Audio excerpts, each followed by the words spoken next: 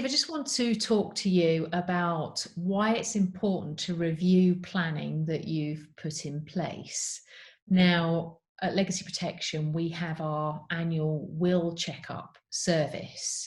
And I really feel that this is important, but I wanted to talk to you about what your thoughts were. Why is it important to review the planning? Yeah, I think one of the main reasons is that things change. So whether that be the size of your estate, which obviously can grow or diminish, whether that be your chosen, your chosen executors, whether they're still suitable, um, whether there's an inheritance tax change, and often pieces of legislation come through that warrant the need to change a will. And sometimes even there can be family disputes or disagreements that change how a will ought to be in place, and who benefits from what and how much and so on. It's a typical story that we hear is, that over Christmas everybody had a bit of a row and somebody wants to change their will. But the will review service is based on making sure that it's relevant. A lot of people get hung up on the need to make a will that will last for many, many, many years. And that's not the best way to look at it. So a will review service allows you to make a will based on today's events, really.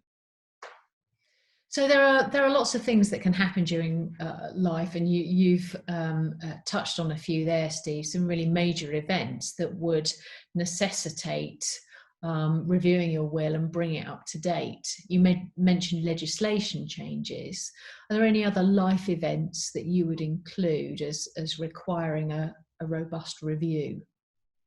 Yeah, and there are quite a few, but the ones that tend to trigger are new children in the family, so probably new children or new grandchildren.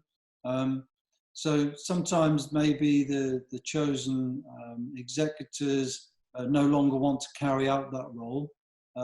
Sometimes there are differences of how investments are set up, or the people have transitioned from being, let's say, accumulating wealth into a position of wanting to protect their wealth. And that has a different nuance as well. Pensions, sometimes they will kick in and create a whole different environment about where either money is invested or where it may be need to be directed to sort of protect your legacy that you wanted to have in place. But my experience tells me after 25 years and 40,000 wills that most people's situation need a regular review, because just circumstances behind them change. And it's nice for a client to know that they can have it reviewed on a regular basis and it not be a problem to have to do so. Yeah. Steve, you've obviously got such a wealth of experience guiding people through setting up their wills and their estate planning. How important do you think it is to know what's in their mind and what their future planning looks like when you're considering their estate planning? Yeah, this is quite far-reaching, because as an example, it may be that a couple want to downsize. They don't need such a big house anymore because the children have now got married and moved on, and they're in a house that's larger than they need. And if they sell that house and then downsize to a smaller one, it may have a tax implication in relation to one of the latest legislation changes, which is the residence nil rate band allowance. And it is applicable that you can sell the house and earmark some of the money from the sale of that house to allow this new allowance, residence nil rate band allowance, to be used. And that's the style of thing that comes about by talking to a client and asking them what their future plans are. It'd be very easy to just ignore their future plans and just make a will based on today.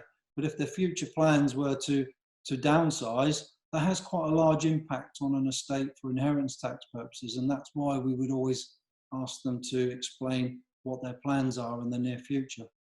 Yeah. Clients quite often make gifts, financial gifts in their wills. I don't know whether you feel the same, but I quite often feel when I'm reviewing a will with a client and it's a few years since they wrote it, obviously the value of an investment or a monetary gift might erode thanks to inflation.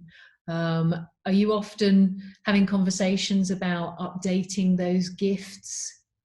Yeah, that is quite a common one. A lot of people get around that by offering a percentage of their estate as a gift, Yeah. and that is one way to solve that, because as the estate size ebbs and flows, then it's just relevant. But yes, somebody offering, let's say, a £10,000 gift in their will to a relative 5 years ago may look at it and go, well, actually, that's nowhere near as generous as I would like to be. I'd like to up that and change that. And that's another reasoning behind reviewing wills, is to see where their gifts are going, and why those gifts were relevant then and how they sit with them now. And it's a similar thing for charitable gifts. Charitable gifts, do they represent up to 10% of the estate in order to take advantage of the reduced inheritance tax rate? And if you're not reviewing your will, then maybe missing out on quite a valuable tax break on the estate, just for the sake of having a review about how the gifts are positioned. Yeah. Thank you, Steve. Lots to think about. You're welcome. Cheers.